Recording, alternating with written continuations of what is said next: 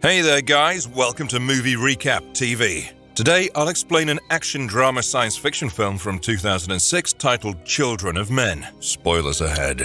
Watch out and take care. On November the 16th, 2027, a brief newscast done by news anchors Michelle Hussein and Rob Curling reports on the state of the world. Women have become infertile and no children have been born for 18 years. Most of the world's societies have collapsed, and in Britain all foreigners have been declared illegal immigrants and are rounded up by British military forces to be deported. Additionally, the youngest person in the world, the Argentine baby Diego, has been murdered by one of his fans when he refused to give them an autograph. The newscast is watched by a saddened and stunned crowd in a Fleet Street coffee shop. A man, Theo Ferron, enters the coffee shop, seemingly indifferent to the news story or the crowd. Just after he leaves and stops to add liquor to his coffee, the shop is blown up by a bomb. The act is attributed to an underground guerrilla group known as the Fishers. Theo is shaken by the incident and leaves work early under the excuse of being shaken by baby Diego's death to visit his friend Jasper, who lives outside London. Jasper, a former political activist, now lives in seclusion in a well-hidden forest home with his wife, Janice, growing variants of cannabis.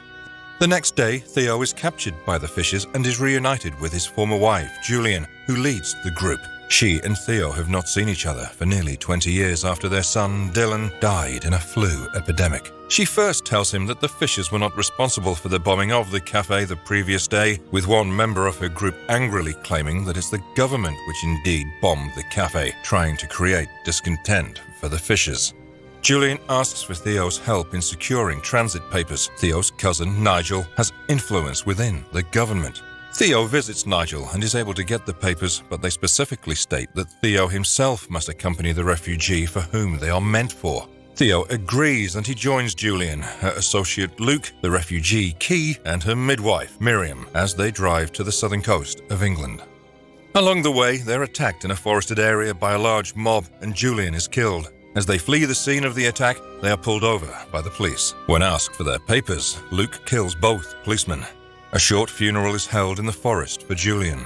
Theo breaks off temporarily from the service and cries privately for Julian. Luke is able to find another car and drives them to a safe house on a farm where the Fishers gather. At the farm, Key reveals to Theo that she is 8 months pregnant. She also tells Theo that Julian had told her that she could only trust Theo.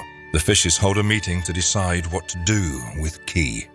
They conclude, despite Theo's objections, that Key should stay with them until the child is born. Theo thinks the pregnancy should be made public, whereas the Fishers think that the British government would seize both Key and the baby for their own political ends. They leave the decision to Key, who agrees to stay in the custody of the Fishers.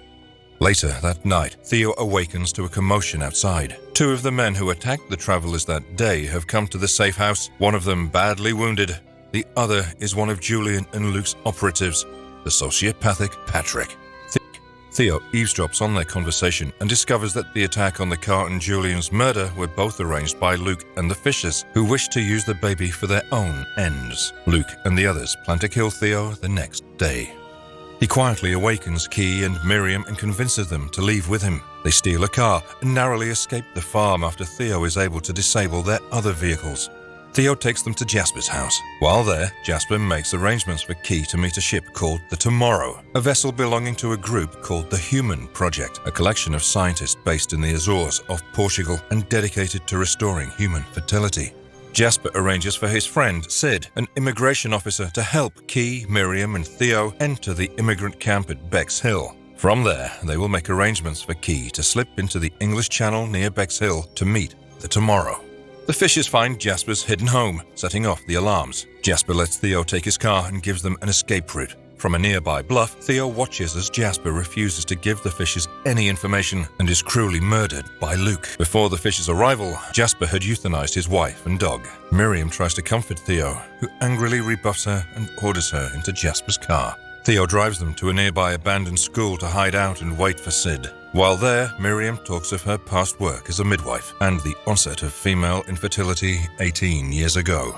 Sid arrives, acting very intimidating at first, but takes the fugitives in his truck to Bexhill. Once Theo says the passphrase, "You're a fascist pig," arranged by Jasper. As they approach the detention center, Key goes into labor. When they arrive, Miriam, while trying to protect Key from the guards, fakes religious mania and is taken off the bus, hooded and detained. However, her fate is not revealed. Theo and Key manage to enter Bexhill with her pregnancy undetected and meet a woman named Mariska, who takes them to a dingy room. Right after they reach the room, Key gives birth to a bouncing baby girl. The next morning, they are met by Mariska and Sid, who tells them about an uprising that has taken over Bexhill. The Fishers have broken into the city, and the National Guard has been called out to restore order. Both Sid and Mariska are astonished to see the baby. Sid, having seen Theo on television the night before, plans to turn him in for a large reward, Theo being a prime suspect from the attack on the road. With Mariska's help, they escape from Sid and find a temporary haven with Mariska's people. Mariska is also supposed to take them to a boat that will get them to the Tomorrow in Bexhill's harbor. Theo, Mariska, and Key enter the city and are quickly found by Luke and his cohorts. They take Key and her baby and then leave Theo and Mariska to be executed by Patrick. They are able to escape when a skirmish erupts nearby, splitting them up. Patrick and a few of Luke's men begin shooting at the National Guard and Luke takes off with Key. Theo goes looking for Key, finding her in a decrepit apartment building which is under fire from the military, with many horribly injured people laying amid the dead. While searching for Key and Luke, Theo sees Patrick being hit and killed by gunfire. Theo finds Key with Luke, who is shooting at the British forces outside. Luke remarks in a distraught tone about how the baby started crying, the sound hitting him very hard. As Theo attempts to take Key and the baby out, Luke opens fire in Theo's direction. Luke is killed a few moments later. As Theo and Key walk out of the building, everyone who sees the baby stands in awe and the fighting stops. Many of them break into prayer. The two walk outside the building and begin to walk away. The fighting resumes. They find their way back to Mariska and the rowboat she's holding for them and float out into Bexhill's harbor. Mariska refuses to leave with them and pushes the boat out. The two make it out to a nearby buoy which marks the meeting point they had agreed to assemble. As they wait, jets fly overhead and begin a bombardment of Bexhill. Key sees blood in the bottom of the boat and panics, thinking it's hers. Theo tells her he was hit in the abdomen when Luke shot at him.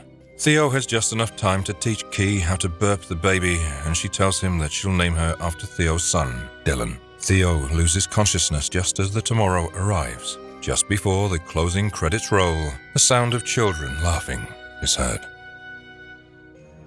Be keen to subscribe for more videos like this. Turn on notifications and leave a like to support the channel. Thanks for watching.